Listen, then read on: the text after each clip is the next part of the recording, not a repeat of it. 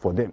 But going forward into the discussion, I'll be joined by Professor Ken Ife, who will be joining me so that we can extract some of this development going forward. And not to forget, other development issue within the Nigerian economy, particularly Dangote signed less than 24 hours ago. Let me put it this way. Less than 24 hours ago, Dangote signed a 65 million liter supply of PMS deal with marketers, with traders on the oil and gas corridor of Nigerian economy. So we'll be taking a look at that and what does that really mean. And also, the Central Bank Governor also said over 33 banks in Nigeria have met the recapitalization, gathering no less than 4.5 trillion naira, and that is quite an interesting package coming also from that angle, because bank recapitalization by March 31st this year, it comes to an end. So 33 banks, as we speak right now, have already made that requirement. But Prof will be taking us through all this development going forward. But before we get into that discussion segment, Professor Kenny Faye, who happens to be an economist and energy expert, let's go to the Nigerian stock market and see how the numbers are turning out. But sadly, today's numbers are not giving us what we expect. Talking about the summary of the market.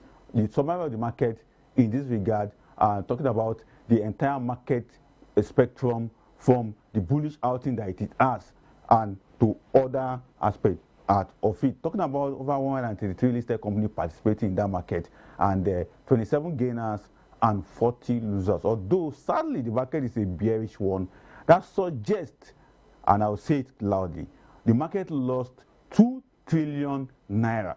Yesterday we recorded over 126 trillion naira as market capitalization, but because of the expectation of the Nigerian CBN to release this whatever rate it wants to release, it affected the market today, and now the market has lost 2 trillion naira. From 126 trillion naira market capitalization, it has dropped to 124.8 trillion naira. Market value also on the good side of it is 45 trillion 472 billion. Meanwhile, a 57% decline in volume, a 44% improvement in turnover, and 24% decline in deals. The 1 week gain is 2.7%, 4 week gain is 17.26%, and the year-to-date gains is 24.98%. The top volume we have Japan Gold Ventures at 102 million naira shares, Access Holding 97.9 million naira shares, and Fortis General Insurance at 75.2 million naira shares. So the sad reality of the market is that it is a bearish outing at 484.61 at a plus 1.799.07. So the market is bearish, but our thing is that it is a 124 trillion naira market mobilization in terms of capitalization of the market going forward. But let's go and see the top gainers table for today and see the companies that are topping the top gainers table of today. And talking about the top gainer, we have Jais Bank at 1,605.6 naira at a plus 10. They will also have Infinity at 19.00 at a plus 9.83. FCNB Group at 13.55 at a plus 9.72. FTN General Insurance, that is Fortis General Insurance at 0.72 at a plus 9.09. Let's now check out the top loser side of the table and see the companies that are there on the top loser side of the table. Tantalizer at 17.55 at the minus 10.00. Dark Communication at 2.25 at the minus 10.00. Boa Food at 760.60 at the minus 9.99. And Elalix at 10.40 at a minus 9.96 assistant. So it's a very interesting package coming from the top loser side, although it is not a good one for Boa Food, that is shares has also dropped to 760 naira 60 kobo at a minus 9.99 assistant today. So for the top loser side, Tantalizer, Dark Communication, Boa Food, as well as Elalix on the top loser side of the table going forward. Then let's go global and see what is happening to global energy price going forward today. Interesting, let's say. Why I'm saying interesting, because the market is changing dynamics on the part of global oil price at a plus 0.41 for WTI, at a plus 0.32 for Brent, at a plus 0.63 for Bonnet Light, and at a plus 0.57 for OPEC basket. It is a good one for all these products, I would say, from WTI to Brent to Bonilite and to OPEC basket, all showing a green pyramid at a plus 0.41 for WTI, plus 0.32 for Brent, plus 0.63 for Bonilite, and plus 0.57 for OPEC basket. Let's check out the other page of energy commodity, talking about natural gas, coal, ethanol, and gasoline. For natural gas, it is a minus 0.24. For coal, a plus 0.29. Ethanol, a minus 0.29. And gasoline, a plus 0.86 as it stands today. So it's a good one for gasoline and coal. And coal is rising for 115 that we started the week to 116 yesterday. It is now $117 per metric ton at the plus 0.29. Meanwhile, for gasoline also still holding on tight. Since 2 days back, these prices have been very strong going forward at the plus 0.86 today. For natural gas and ethanol, they're on the way side with a minus 0.24 for natural gas and a minus 0.29 for ethanol. Well, let's check out precious and industrial metal and see the price mechanism going forward. For gold, silver, copper, and steel, they are all bright with a green pyramid at the plus 1.02 for gold, the plus 4.50 for silver, and the plus 0.54 for copper, and the plus 1.32 for steel. So it's a good one for all these products going forward, because I think it was yesterday we saw steel price trying as much as possible to recover, and I was so happy that when I check out their price mechanism today, steel is back at $3,073 per metric ton at a plus 1.32 going forward. But it's a good one for all the products: gold, silver, copper, and steel. But let's check out the other page of precious and industrial metal. Iron ore is also good, recovering with a plus 1.32. Palladium also at a plus 1.54. Then platinum at a plus 5.60. And lithium, rising lithium, I would say, at a plus 6.41. Lithium started the week at 1,418, rise yesterday to about 1,560, and here we are at $1,617 per metric ton with a plus 6.41 going forward. So it's a good one for all these products: iron ore, palladium, platinum, and lithium. Exactly for all the precious industrial metal material price, their price is good from gold to silver to copper to steel. Then we're having iron ore, palladium, platinum, and lithium, also making the pact of a very interesting price mechanism going forward today. But let's check out Nigerian FX market and see how Naira is shaping in terms of its appreciation against all these foreign currencies. And a lot is happening around Naira exchange, particularly that now the Nigerian external reserve is now 50.45 billion. That is 50 billion 458 million dollars that we have. That is 50 billion US dollar in our reserve is what we have. And that's a good one for Naira stability. Now it's now exchanged at 1,345 to the dollar, 1,828 to the British pounds, and 1,596 to euro, and 984 naira to Canadian dollar. So Naira has made a very interesting exchange value. Although it lost 6 naira against the dollar today, it also lost 7 naira against British pounds today, and lost 5 naira against euro. Meanwhile, against Canadian dollar, Naira lost 5 naira against Canadian dollar today. So it's a bit of losses for Naira, from dollar to pounds to euro and to Canadian dollar. Let's now check the other page of a Naira exchange market. Talking about the yen of Japan is now 869 kobo. Against the Riyadh of Saudi Arabia, it is 361 naira. Against yuan of China, 196 naira. And against the rand of South Africa, it is 84 naira 62 kobo. So against all this currency, yen Naira made a 3 kobo gain against the yen of Japan, 3 kobo gain. But against Riyadh of Saudi Arabia, Naira lost 2 naira. Against yuan of China, Naira lost 1 naira. And against the rand of South Africa, Naira lost 29 kobo today. So a bit of losses and a mix of gain. And again, just 3 kobo against the yen of Japan. So far so good. Naira is still well in a corridor of safe haven. Safe haven in the sense that the currency is still well covered, particularly with over 50 billion reserve that we have. And the Central Bank of Governor was saying something critical. If, for those of you that watch the video, he said, we have a very healthy surplus account and a very interesting non-oil sector export that is supporting the Naira. And that's the gain of what is happening based on the macroeconomic stability that we are today. The Naira is gaining. There is macroeconomic stability. There is disinflation, meaning that inflation in Nigeria is dropping. And there's also a stability in our currency exchange corridor that showcases that external reserve is flowing, particularly with FDI and FPI coming to the Nigerian economy. And he said something very critical that I need to quickly point out. That he said Nigerian government and the CBN have been engaging on international fora, telling the story of the Nigerian economy, and that's how really helped the economy to grow to what it is today. But the question that is being asked on the lips of every Nigerian, when will all this translate into 3 square meals for Nigeria? Because that's the question an average person in Nigeria is asking. Good for it. The banks are recapitalizing.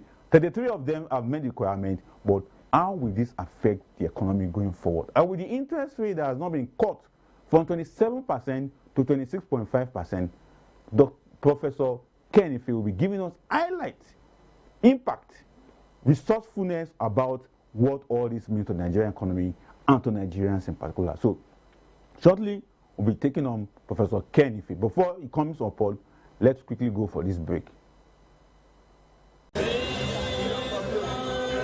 The overall function of the parliament is adequate representation of their constituents in state echoes to federation. Removal of fuel subsidy, resources to critical sectors such as education and health. A call to unity and progress of the Federal Republic of Nigeria. NAS Unplugged is a program that will highlight topical issues from both chambers of the National Assembly, from bills, motions, and constituency projects. Guys have it. Catch the program on ADBN TV, Mondays, Wednesdays, and Fridays, as we bring you activities of the National Assembly as it affects the people. During the flood disaster in Maiduguri and its environs. For increase in the number of judges in the High Court of the Federal Capital Territory, Abuja. The eyes have it. NAS Unplugged, Mondays, Wednesdays, and Fridays at 8 p.m.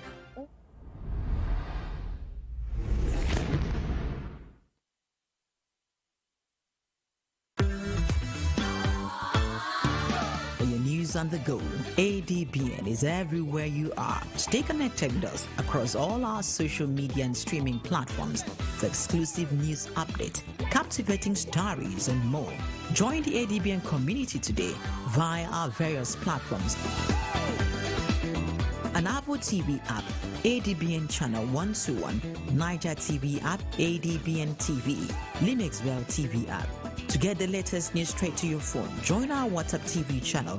Just search for ADBN TV and hit the follow button. Turn on your notification to stay updated and never miss any part of the experience. Stay in the conversation with us across social media handles. On X at ADBN TV, Instagram at ADBN TV, Facebook ADBN TV, YouTube ADBN TV. Keep visiting our website at adbntv.com. Watch us live anytime, anywhere. ADBN TV, a part of you.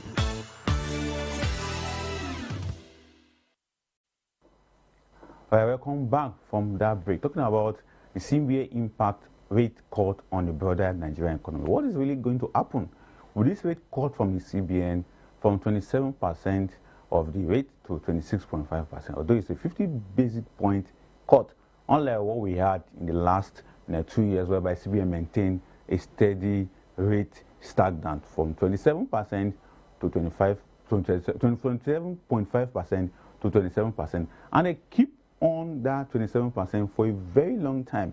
For instance, in the year 2025, when they came in for the first quarter, just like this time around 2025, they had a rate cut of 27%, and they kept it throughout 2025 economic year. That means in the first quarter, January, February, March, it was 27% interest rate. Then we come back in the second quarter from January, February, March to April, May, June. They still maintain that 27% rate cut. Then we came back again into the third quarter, from January, February, March, April, May, June, July.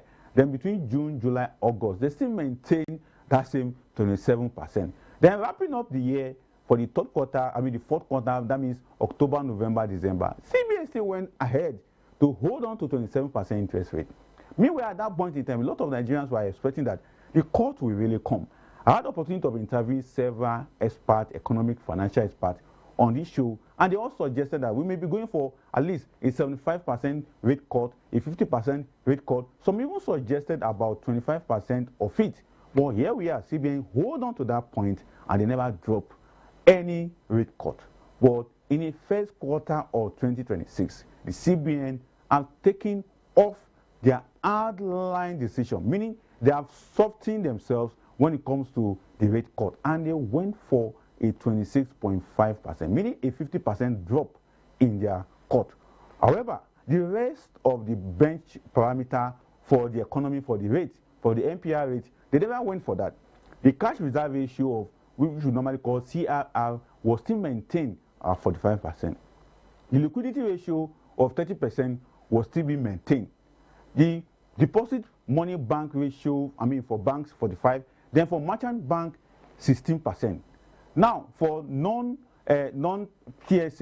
public deposit, they still went for 75%. So from the beginning of January 2025 to the end of the year 2025, they maintained one line benchmark. Apart from 27% they maintain, they also maintain the rest of the benchmark in terms of the parameter that guide the Nigerian economy. But guess what?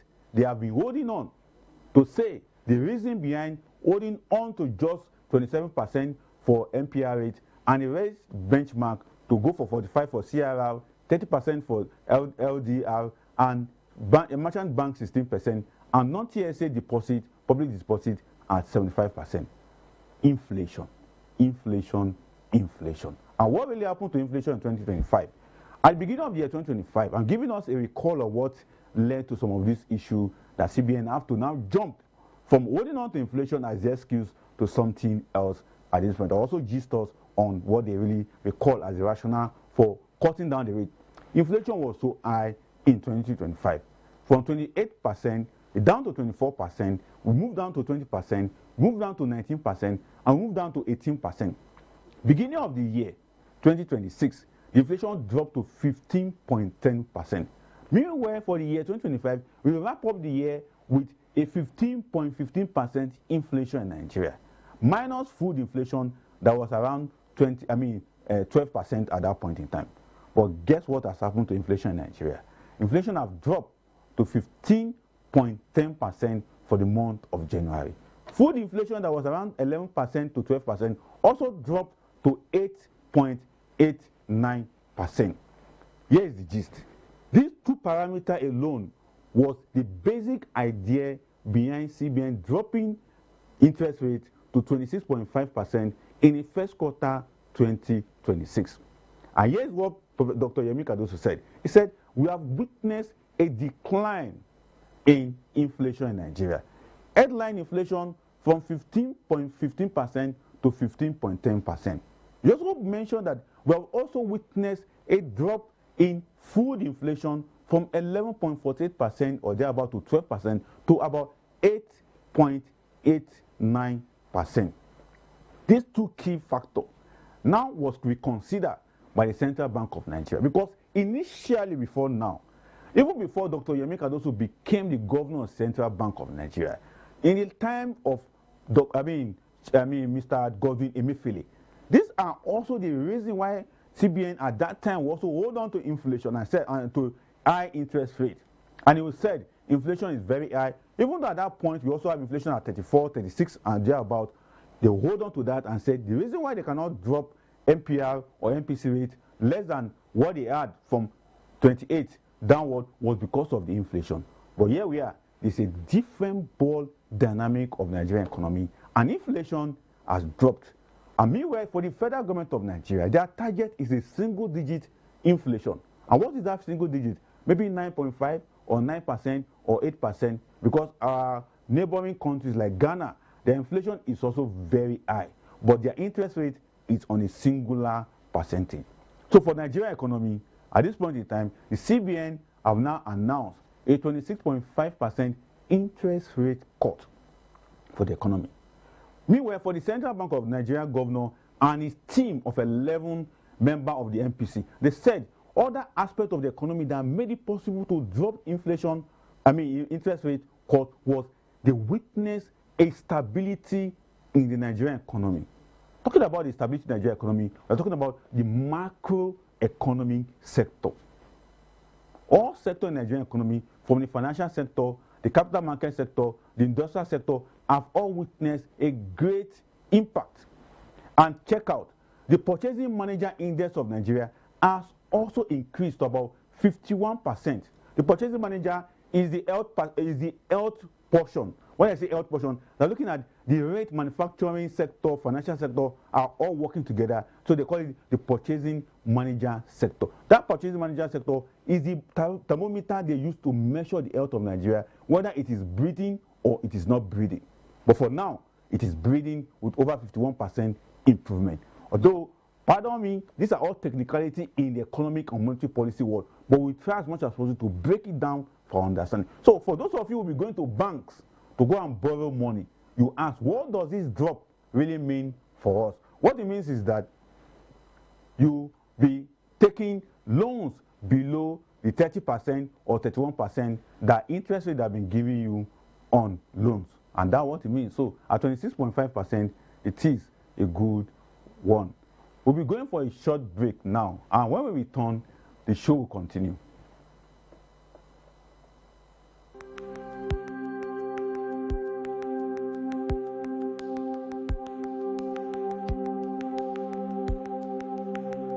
Welcome to the Niger Delta, a region of incredible beauty and stark contrast. From its breathtaking landscapes to its rich cultural heritage, this is a place where history and modernity collide. But beneath this serene surface lies a story of struggle and resilience. The Niger Delta is the lifeblood of Nigeria's economy, home to vast oil reserves that fuel the nation, yet it is a land where the people fight for their share of the wealth. Join us on the program Niger Delta Today as we explore the heart of the Niger Delta, discover the vibrant cultures, the struggles for environmental justice, and the stories of the people who call this place home. This is the Niger Delta, a land of contrast, a story of resilience, a journey of hope. Don't miss our exclusive series, Niger Delta Today, every day at 12 noon, only on ADBN TV. Witness the untold stories, experience the journey, be part of the change.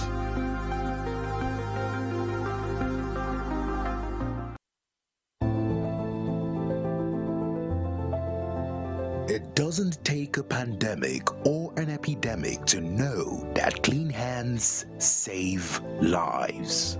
Hand washing is essential anytime, anywhere to protect your health. So keep washing your hands, not just when they're dirty, but even on the go. Stay safe, stay healthy, keep your hands clean. All right, welcome back. Talking about the CBNPC benchmark and macroeconomic stability of Nigeria. I'll also be joined by Innocent Efere, who happens to be a stockbroker and an economist, who will be helping us to extract some of the issues within what the CBN have done, particularly lowering the rate to 26.5% and the issue of inflation control in Nigeria. We'll also be helping us to extract the impact of this rate cut on credit facilities and business in Nigeria. Take, for instance, Nigeria Employee Consultative Forum and also organized private sector in Nigeria have applauded Central Bank of Nigeria for this rate cut. But what would we need to know when this rate is cut and how will it impact the economy is another issue we need to understand. On the other hand, inflation that dropped to 15.10 and food inflation to 8.89, what does it really entail when it comes to all these things going forward? Because Nigerians need to understand when CBN takes such decision, how does it really impact them going forward? So the decision of the central bank to reduce rates has come to one of the technical economic decisions of the federal government of Nigeria. Because on the part of the government, it has a two-side policy making. The physical side, which talks about taxes, law, and the rest of them, and the monetary side, which the central bank do in terms of how money flow into the Nigerian economy. So we'll be joined by Innocent Ifere, a stockbroker and economist, to help us analyze some of these developments going forward. Others have said the decision of the central bank is very cautious. It's a gradual shift towards supporting growth without undermining price stability. Others also said this particular stand of CBN to remain tight on monetary policy have now been his as a result of inflation dropping. So, all being said, Innocent Ifere, financial market analyst and CEO of Vion Finance and market analyst at Valitex Broker, is helping us to understand some of these issues going forward. Innocent, very good to have you on the show.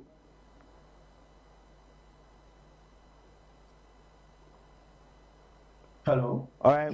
Welcome to the show, Innocent. Thank you very much, Mr. Adi. It's a pleasure to be here again. All right. I know you must have listened to some of my background on this issue. Although you are not new to them, you are a player in the Nigerian economy, particularly the monetary policy of the central bank. But how did you receive the rate cut by the Central Bank of Nigeria? Okay, so I would want to go a bit calmer, with you today in terms of this discussion. But thank you for having me once again. And let's be clear, it's the 304th meeting of the TBN Monetary Policy Committee. I would say it was kind of expected on my own part. In November last year, we saw them retain the interest rate at 27%. So I kind of expected the rate cut, but I wasn't expecting anything too aggressive, considering the fact that we've seen a very stable economy, over the past years, and we've seen the inflation rate drop as well. We could as well see that there were very significant indicators to show that inflation was reducing and macroeconomic of Nigeria was actually stabilizing over time. So on my own part, it was expected. And one thing I would say is you could tell from the decision made at the MPC that it wasn't just a cosmetic move, but rather you could see a lot of intentionality and cautiousness towards the cut for a 0.50 basis points, not more than that. Interesting. I really love the way you put it, an intentional one that goes with what the economy is experiencing. And when you say what the economy is experiencing, the CBN governor was very, very strategic when he said, we have seen this inflation number dropping. But if you recall that before now, majority of the discussion or majority of the rationale behind holding on tight to the monetary policy has always been in the case of inflation that is on high side. But what do you make of this decision in terms of inflation that the CBN is pointing to at this point in time? Well, to answer your question right here is, what we need to understand about rate cuts is when we get a rate cut, it's simply the central bank telling us that, tightening has likely peaked. They are starting to, soften their policies. And what this tells investors at the other end is that inflation pressure is reducing, currency conditions are stabilizing, and we can see that the economy is in a gradual recovery phase. I mean, you could take a turn back 2 years ago. We're seeing inflation drop from as high as 39% back to 50.1% headline. So you could tell that there's been a lot of work that has been done and is paying off currently. Interesting. But for majority of Nigerians who understand that when we talk about inflation, we're talking about high price of goods and services. The CBN also made mention that at this point in time, because the governor was so emphatic when he talked about food inflation dropping and to 8.89. But what do you make of all this in regards to this high-headedness of the past that we can't drop this rate because inflation is still much available with us? And Nigerians are saying we are witnessing a bit of inflation dropping, but CBN coming at this point in time and say this is the reason we are cutting down. This is the reason we are cutting down. But recall that many experts like you also said in the past that CBN, why don't you just ease because of businesses that are suffering from the high rate that we have? You know, when it comes to, you see, when it comes to the talks of interest rate, I think one thing people make a mistake with here is when they hear an interest rate cut, the first thing that comes to mind is they start to think of cheap borrowing. You know, they start to think of prices of goods just tanking immediately. But we need to understand that everything that's you know, slowly rises up has to also slowly come down at the same time. When implementations of policies are carried out, they don't immediately affect the prices of things. I mean, 2 years ago, if people talking about price inflation and, you know, the prices of goods, of services and commodities, whether they are dropping or not, let's go back 2 years ago. Let's go back towards the end of 2023. I believe people were buying foodstuff very expensive. Exactly. People were buying bags of rice for over 101,000, 97,000, but today it's cheaper than that. So you can tell that interest rate dropping and inflation rate dropping doesn't automatically just cause a change. It takes time because when those rates happen, when the rate cut happens, when inflation drops, it translates. Okay, so the market responds, it doesn't react. So that is one thing that Nigerians need to understand over time, that prices will respond to them over a stretch of time. That's why I see that these meetings don't hold, you know, every 2 weeks or every month. They hold periodically, probably after 2 months or every quarter. So that is how the CBN tried to gauge, you know, the effect of what they've done too as well. Now, Innocent, a lot of business group, like organized private sector, Nigerian Employers Constitutive Forum, and other several, including Manufacturers Association of Nigeria, have applauded CBN for doing this rate cuts. For you, what will you tell the CBN? Because there's something the CBN governor also said that is quite instructive. He said at this point in time, stability is very, very much needed. Even though people are applauding them, but stability is very... And when I take a critical assess of what was said about stability, my mind flashed back to inflation. Meaning that if inflation goes up again, they will likely come back in the second quarter and do another magic. But what is your take on this? Well, if you... Okay, so let's slow this down a bit, okay, to try and understand what the real case is here. The reason why stability matters is investor confidence. And if we paid attention closely to what Mr. Olayemi Cardoso spoke about, is one of the ways you really tell that an economy is growing is by the investor confidence. So if there's no confidence in your economy, then there's going to be an issue. So you also notice that despite the rate cut, it wasn't so aggressive, like I said at the start of the beginning. And one of the reasons to this is because they're trying to tell you that we're not just trying to fancy our way to show people that the economy is good, but we're trying to take it easy. So the easing is taking time. It's not just aggressive. Because if they wanted to make it very cosmetic, we would have done 100 basis or 150 basis point cut.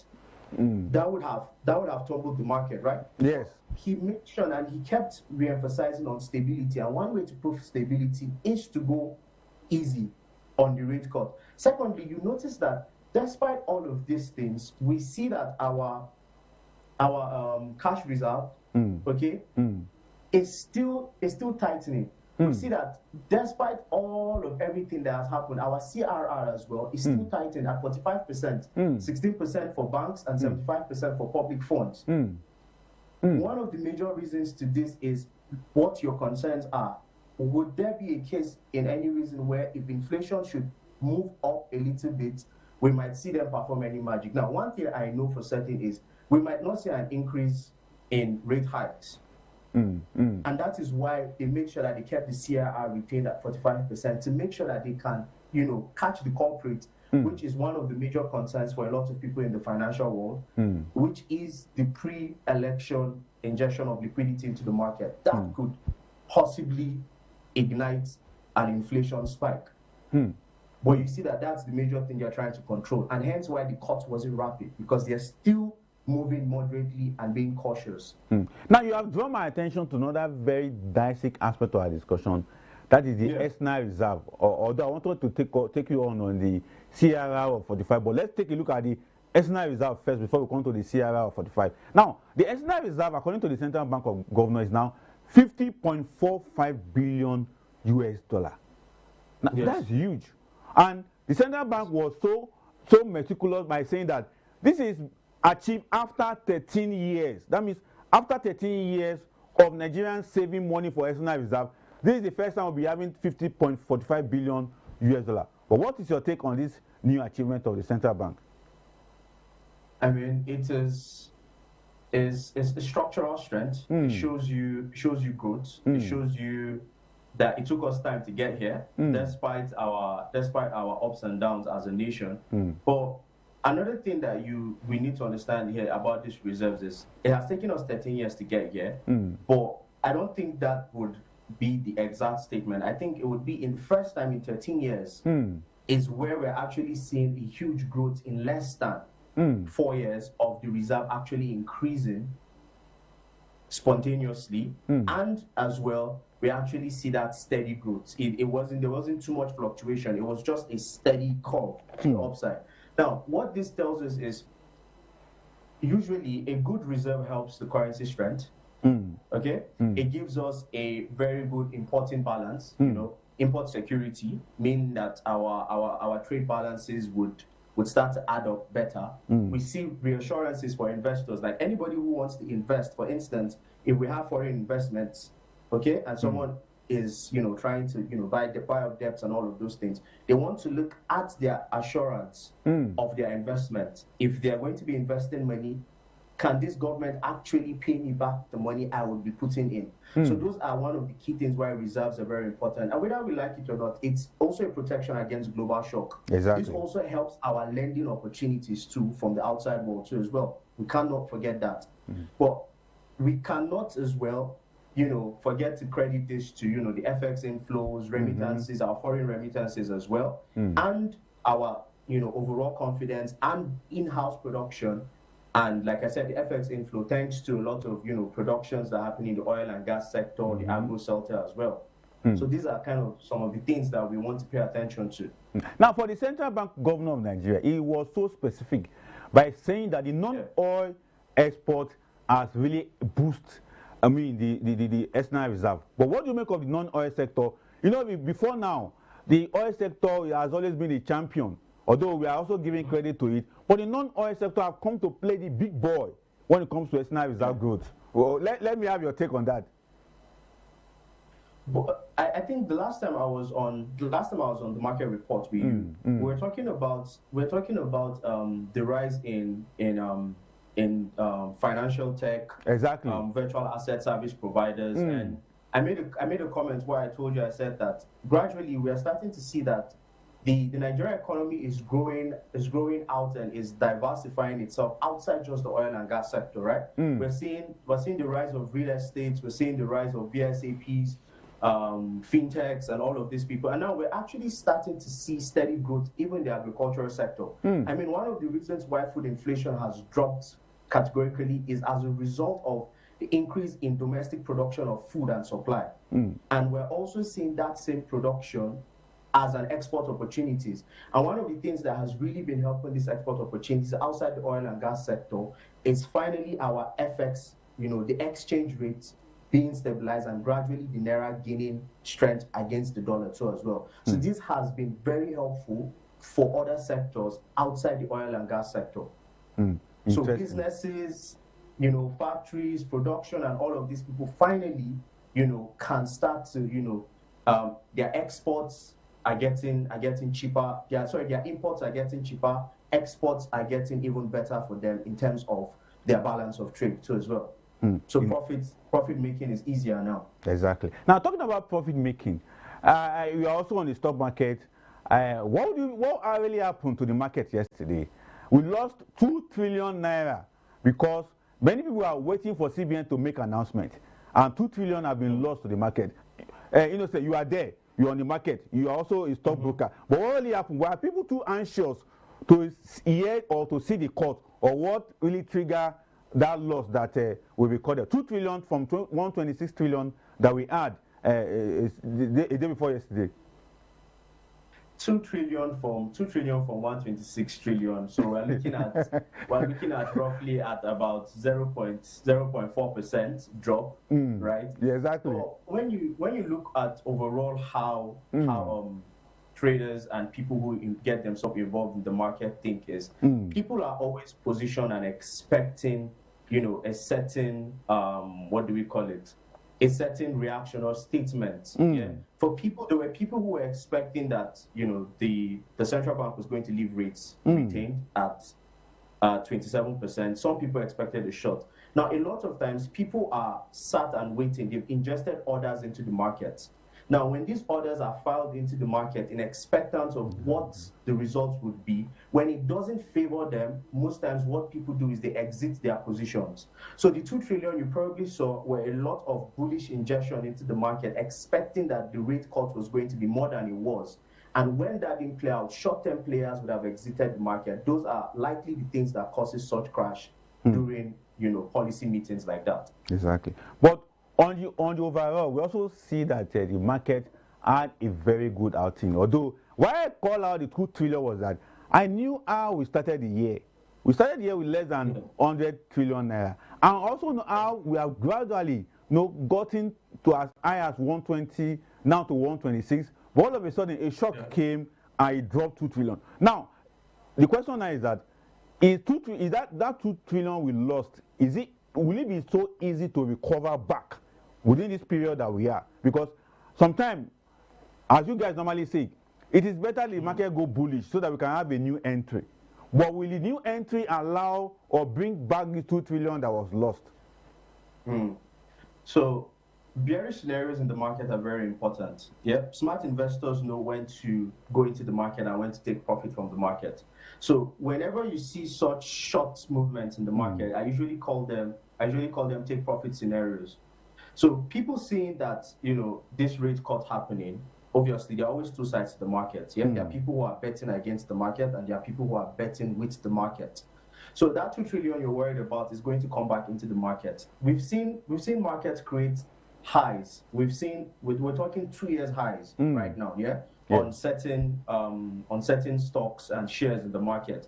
We're looking at the growth of the banking sector, you know, the agro sector as well. So people seeing that rate cut could signal them an opportunity that, okay, we're not just seeing a bubble here. This is actually steady growth. So I would want to take profits here and come back into the market when the market has created an opportunity. And one thing we also need to understand with interest rates is interest rates could also affect profit taking for some people. Exactly. So people pulling out before that news was saying, oh, let me take some profit so I can still close at these highs before any possible lows. But they're definitely going to come back into the market. And you can see, like you said, we've seen a growth from just over nearly 100 trillion and we're over 125 trillion. That shows you confidence, because if it's not confidence, people wouldn't be investing that much. Now we're looking at, you know, domestic investment and foreign investment. So even the citizens themselves are finally starting to pick interest and are paying attention to the Nigerian stock market. This is something that hasn't really been, you know, possible and hasn't really happened in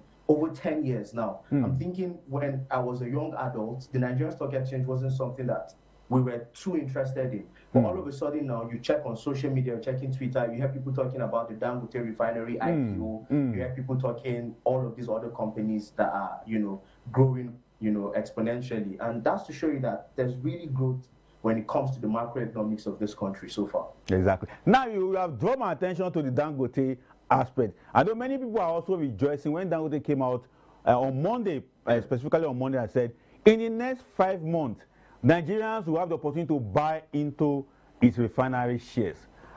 Innocent, how prepared are Nigerians for this, you know, this wonderful gesture coming from Dangote? I would say wonderful because if I had to take a typical Nigerian businessman, he would have given us this opportunity. But Dangote is saying, let us do it in Nigerian way. But how prepared are we for this buying of Dangote refinery shares? When you say how prepared are we need to understand the group of people that we're talking about. Don't rule yourself out. Don't rule yourself. I'm not ruling myself out, so don't rule yourself out. I mean, first off, I would need to commend Alhaji Aliko Dangote, because like you said, not everybody gives us that opportunity. But this is him coming out to tell us when he's going IPO. And to an extent, I would say the larger financial community of Nigeria are almost over-prepared. And I'm scared about that as well. I have reservations about their over-preparation about this. But what I would say is it's a great opportunity for people to get into I mean, just the same way MTN gave us an IPO, people bought at very good prices, and today we see MTN doing over, MTN doing over, I think 1,000 or something percent from when they IPO'd. So it's also a good opportunity for people to invest. It's a good opportunity for people to start to, have and gather the liquidity enough for them to get an opportunity to buy into the Dangote refinery. Moreover, the Dangote refinery has shown promising, development so far. We see just the refinery alone helping to add a lot into our FX inflow and has also supported the economy of this country so far. So with no doubt, we know that investing into the Dangote refinery isn't going to be a sad choice, but rather one of the best choices that a lot of, growing Nigerians and people who are ready to take their financial, growth and investment serious would want to take. So hopefully, I hope they are prepared. They have enough liquidity and they don't just jump into the market. But now is the time where you prepare yourself ahead of those 5 months to really understand how stock and shares actually work before you just jump into buy. So people don't buy expecting a pump, and when it doesn't go that way, they're out of the market because they will just then be an ordinary liquidity. Because young people like you have already understood the market. We also need to engage you so that we enlighten young minds across the breadth and length of Nigeria. Because at this point in time, the Dangote of this world are not just creating this wealth opportunity for the big guys up there, but they're also creating it for us. But someone said something very critical. He said, if we really want to tap into this Dangote, Lagis that is coming, that it is now the time for fund manager, mutual fund to really make great impact on Nigerian financial scale. But what do you make of fund, mutual fund, a pool of funds coming together to attract this Dangote Lagis that is coming? When we talk about mutual funds, really, I would say there are not so many of them. So it would be a necessary thing. I think it's a good idea. We've seen mutual funds work in a lot of countries. In fact, they work in Nigeria. The truth about it is a lot of people are not just aware of them. But research, me, when I always come on, on ADBN TV, I always talk about this thing where I tell people that knowledge is key when it comes to the financial market. Knowledge, research. There's a need for you to constantly look out there.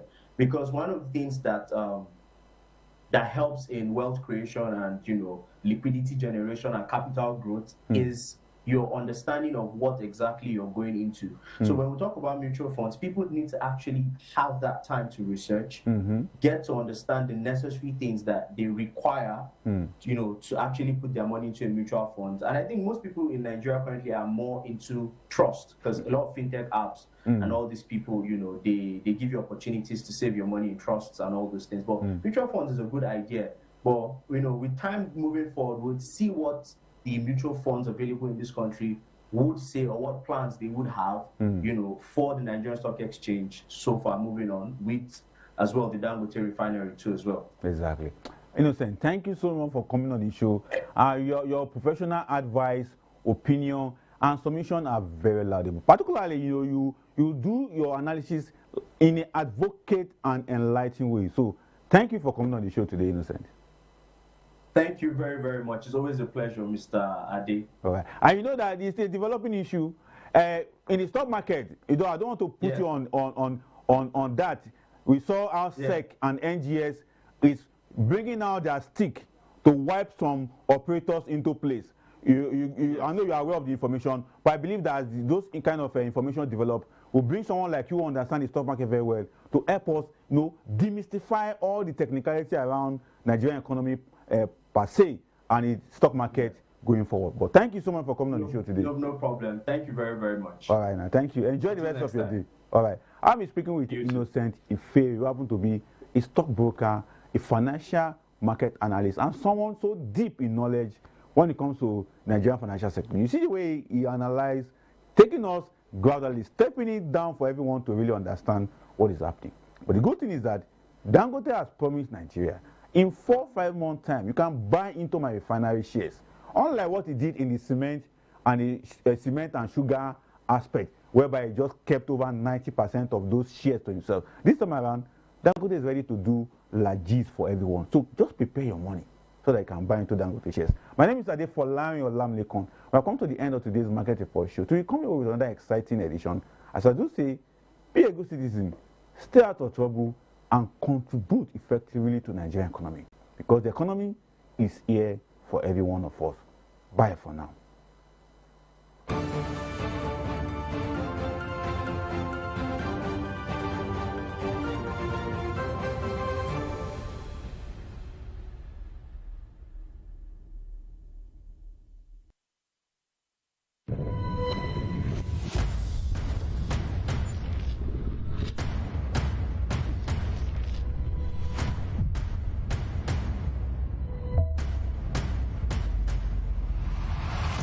ADBN, Advocate Broadcasting Network.